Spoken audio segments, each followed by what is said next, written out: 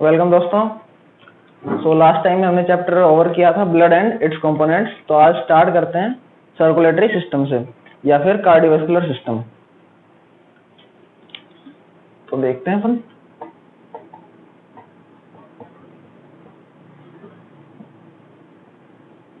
Cardiovascular system. सबसे पहले देखते हैं कार्डियोवैस्कुलर का मीन क्या होता है। कार्डियोवैस्कुलर, तो कार्डियो मतलब जैसा आप सबको पता है, कार्डियो का मतलब होता है हार्ट।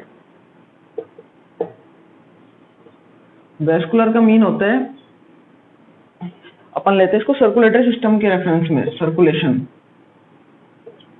सर्कुलेशन किसका, या तो ब्लड का हो या लिम्फ का हो। ब्लड क्या क्या कंटेन करता है अपने अंदर, gases, hormones, vitamins, drugs and many more things. So cardiovascular system जो स्टडी होती है वो होती है हार्ट की सर्कुलेशन की जो स्टडी होती है, यानी कि हार्ट जिन जिन चीजों का सर्कुलेशन करता है उनकी स्टडी जो की जाती है वो की जाती है कार्डियोवैस्कुलर सिस्टम के अंदर में। Cardio means heart, vascular stands for circulation of blood, lymph etcetera. सब आगे देखते हैं इसके जनरल कैरेक्टरिस्टिक्स।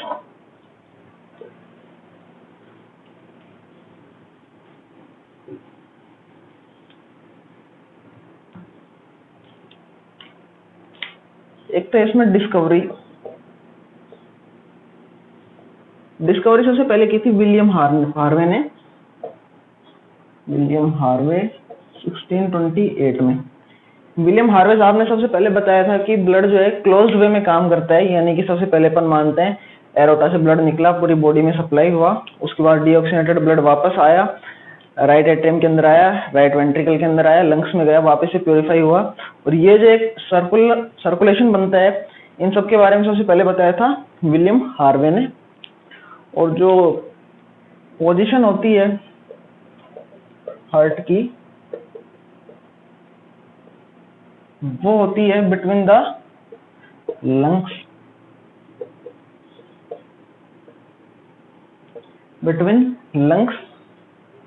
इसके अंदर एक कैविटी होती है मीडियस्टिनल कैविटी, इसके अंदर ये सिचुएटेड होता है थोरेसिक कैविटी में।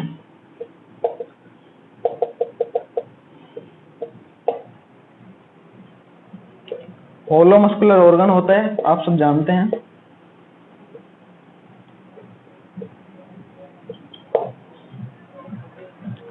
थोरेसिक कैविटी का मतलब होता है, जैसे कि हम एनिमल की बात करें या फिर ह्यूमन की बात करें तो हमारे डायफ्राम होता है।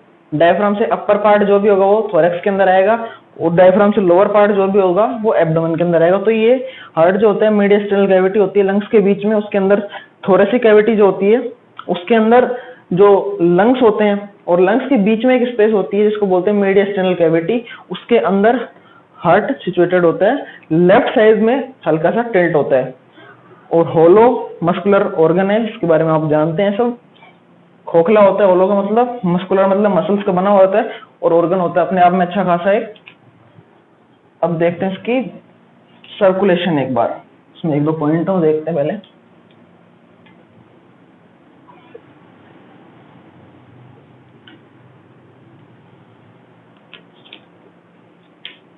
एक बार के लिए मान लेते हैं ये हार्ट है,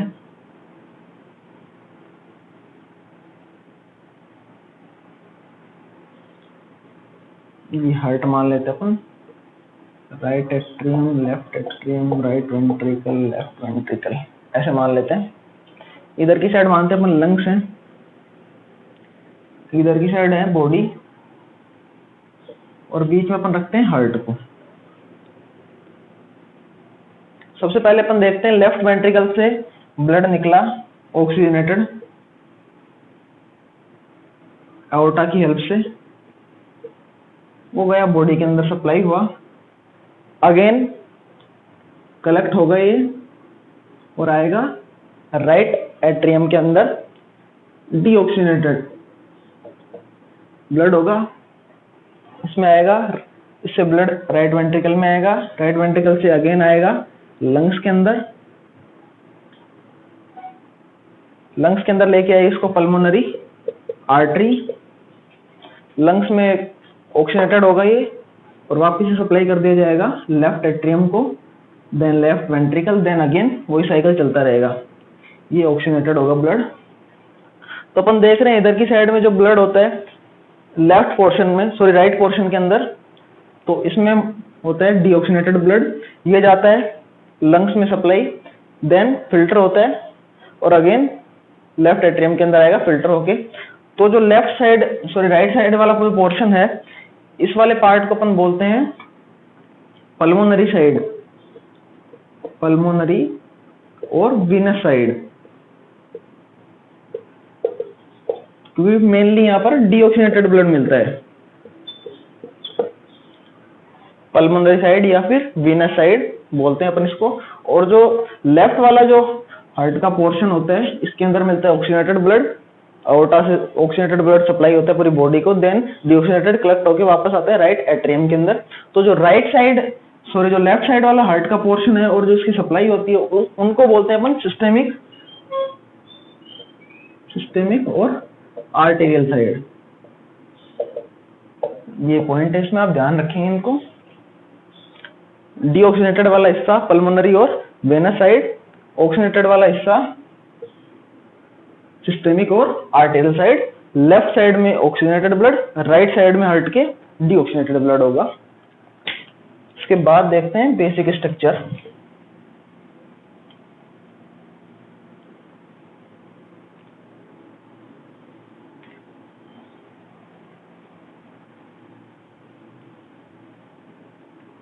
इसको देखिएगा आप एक बार, बेसिक स्ट्रक्चर।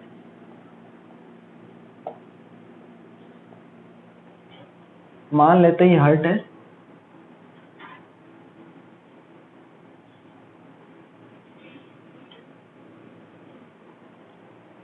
अब अपन जैसे कि हमारा हार्ट यहाँ सिचुएटेड है, अपन उसको निकालते हैं और एज इट इज ऐसे रख दें, यानी कि अपनी ये वाली साइड राइट साइड होगी, ये वाली साइड लेफ्ट साइड होगी।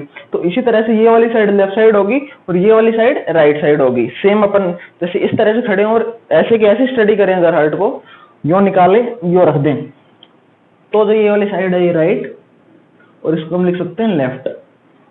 तो अपर वाले दोनों चैम्बर जो होते हैं हार्ट के, तो वो होते हैं ऑरिकल्स, एट्रियम, और डाउन वाले जो दोनों चैम्बर्स होते हैं उनको बोलते हैं वेंट्रिकल्स। इसको अपन वो ड्रॉ करते हैं, इसको लिखते हैं right atrium, left atrium, right ventricle, left ventricle. इसको मिटा देते हैं यहाँ से। अब इसके अंदर सप्लाई देखते हैं। पहले सबसे पहले राइट एट्रियम के अंदर ब्लड आता है डीऑक्सीनेटेड पूरी बॉडी से कलेक्ट होके, वो आएगा inferior vena cava, superior vena cava और कोरोनरी साइनस से, इनके अंदर आया। इनकी अलग अलग ब्रांचें होती हैं, अपन एक ही लिखते हैं अभी, आया। देन ये इसके अंदर आता है, राइट एट्रियम से जाएगा ये राइट वेंट्रिकल के अंदर। इसके बीच में मिलते हैं एक वॉल्व, इसमें मिलते हैं 3 फ्लैप्स हमें। ये होता है tricuspid valve, tricuspid valve, 3 flaps देख पा रहे हैं आप। इसमें 3 फ्लैप्स होंगे, 1 2 3। ये जो बाइंड होता है, ये पेपिला होते हैं, उनसे धागे जैसे स्ट्रक्चर निकलती है और उससे बाइंड होता है, ताकि जब वेंट्रिकल का सिस्टोल हो, कॉन्ट्रैक्शन हो, तो बर्ड ये जो वॉल्व है ऊपर की साइड ना खींचे, इसमें कोई इसकी जो मॉर्फोलॉजी वो मेंटेन रहे, कोई डिफॉर्मिटी नहीं आए इसके अंदर, इसलिए इसको ऐसा रखा जाता है। ये होते हैं पेपिला, ये है कॉर्डा टेंडिनी, ये होते हैं थ्रेड लाइक स्ट्रक्चर, फाइबर्स भी लिख सकते हैं इनको अपन। ये बस इनका यही काम है, इन फ्लैप्स को पकड़े रहना। पेपिला बाइंड होगा एंडोकार्डियम के साथ, एंडोकार्डियम सबसे इंटरनल मसल होती है, इंटरनल लेयर होती है हार्ट की। उसके बाद पेपिला से बाइंड होंगे ये धागे लाइक स्ट्रक्चर्स, कॉर्डा टेंडिनी, और इनसे बाइंड होंगे इसके फ्लैप्स। तो ये आप याद रखें इनको।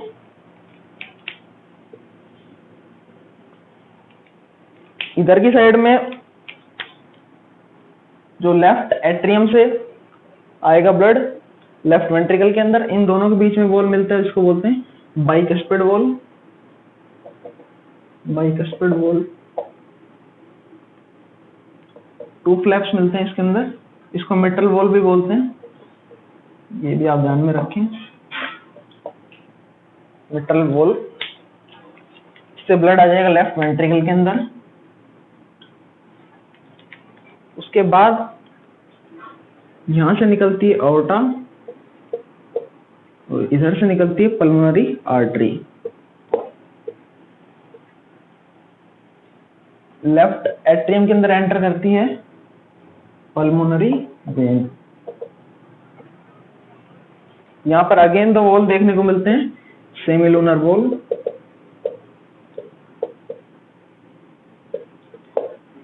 इसमें भी सेमीलूनर वॉल। ये आप ध्यान में रखें, आर्टरी के अंदर और पल्मोनरी आर्टरी के अंदर दोनों में सेमीलूनर वॉल देखने को मिलते हैं।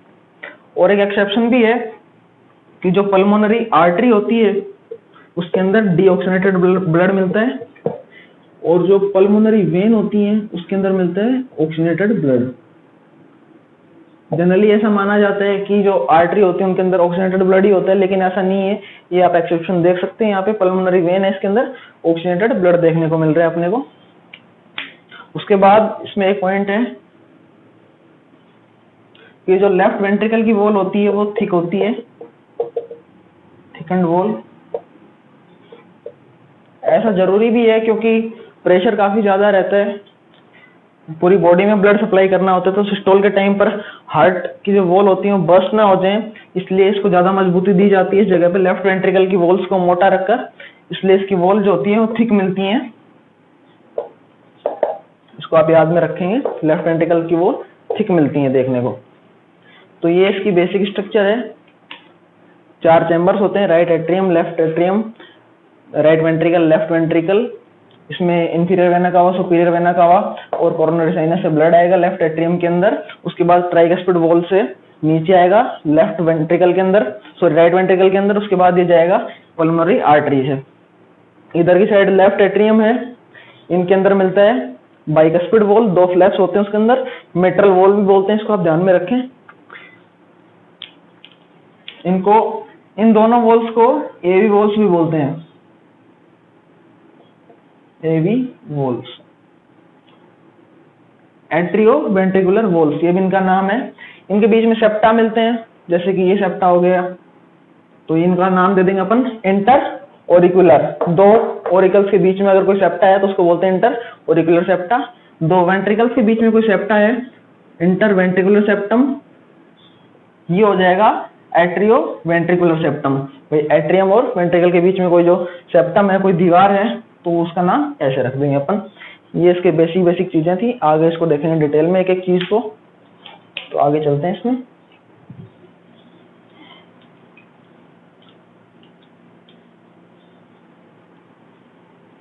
एक बार इसकी कवरिंग्स को देखते हैं अपन।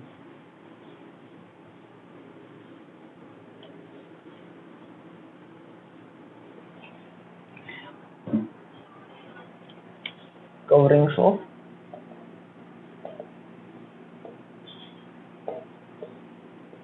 हार्ट। तो सबसे आउटर जो कवरिंग होगी इसमें वो होगी पेरिकार्डियम। पेरिकार्डियम के 2 पार्ट होते हैं, parietal part and visceral part.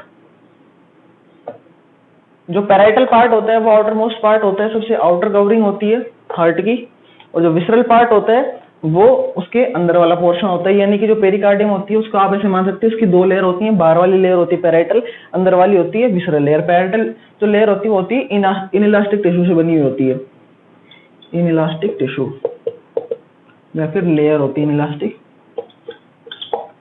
ये विसरल लेयर होती है, बाइंड होती है हार्ट के साथ, ends with heart.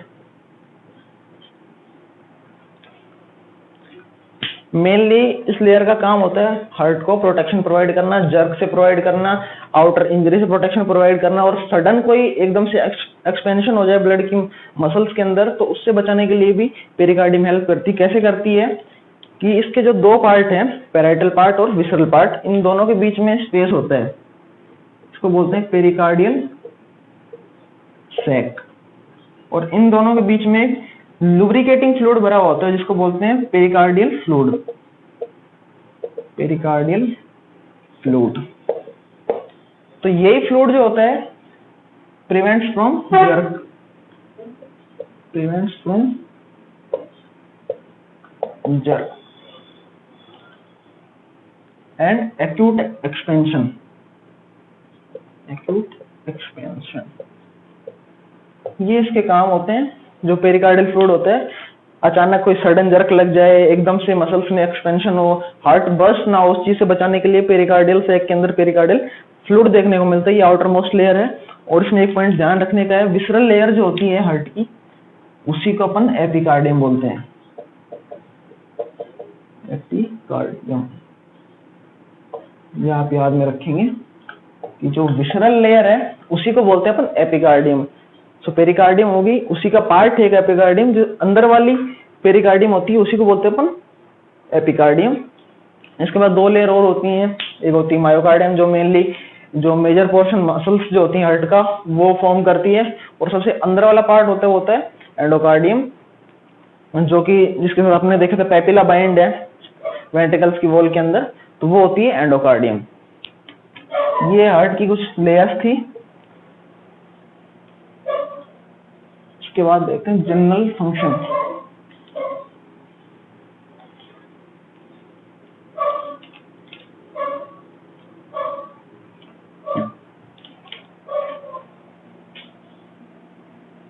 General function of cardiovascular system.